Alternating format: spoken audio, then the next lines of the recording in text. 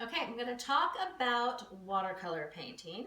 And one of the first things I want to say is talk about the watercolor brushes. So watercolor brushes are unique in that they're soft and they're fluffy and they kind of hold this point at the end where the water gets held in the end. So you want to make sure that you use watercolor brushes for watercolor painting. And you don't want to use these for other painting, other different kinds of paints like tempera paints or glue, because it will ruin the brushes. So watercolor brushes should be used for watercolor painting.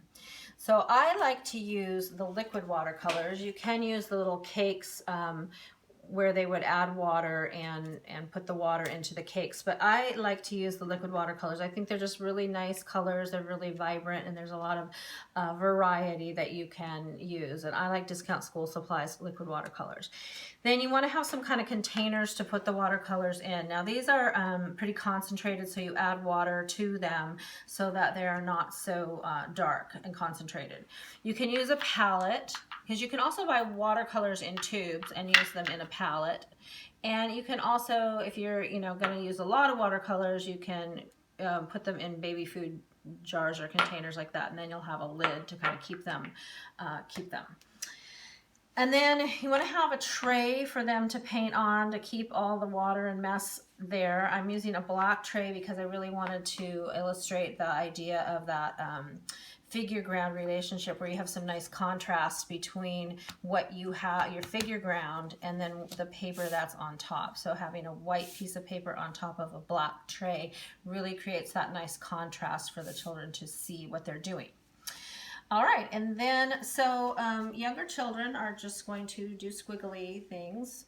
Oh, I forgot to say about the paper. So with watercolor paper, you want to make sure that you're using watercolor paper for watercolor painting, because watercolor paper has texture to it. So the more texture to the paper, the thicker the paper, the better it's going to absorb the colors. So anyways, I'm going to put a bunch of colors onto my watercolor paper.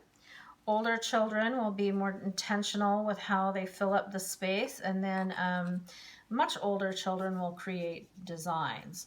Older children tend to get a little frustrated because they're trying to create something, they plan something out, and then they can't do it because the colors all mix and go into each other. But that is the beauty of watercolors, is that they do have this very transparent characteristic to them, and they do spread out and combine. So that will frustrate some, but it is kind of the beauty of watercolors as well.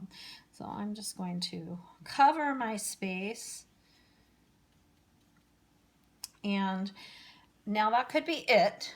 But what I like to do is I like to add salt, give them some salt to shake. For one thing, they really like to shake things. So whenever I can give them glitter to shake or cinnamon to shake or salt to shake, I do. So I get little shakers at Smart and Final or something like that. And then they can shake, shake, shake salt all over there.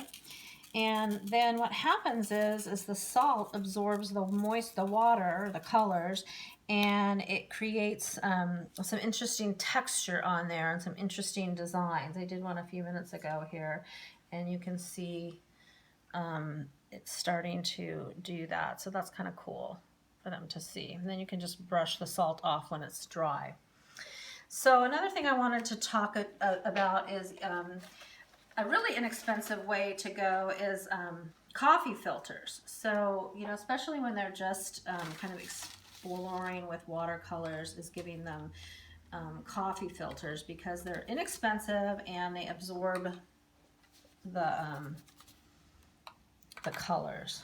So you can do that. And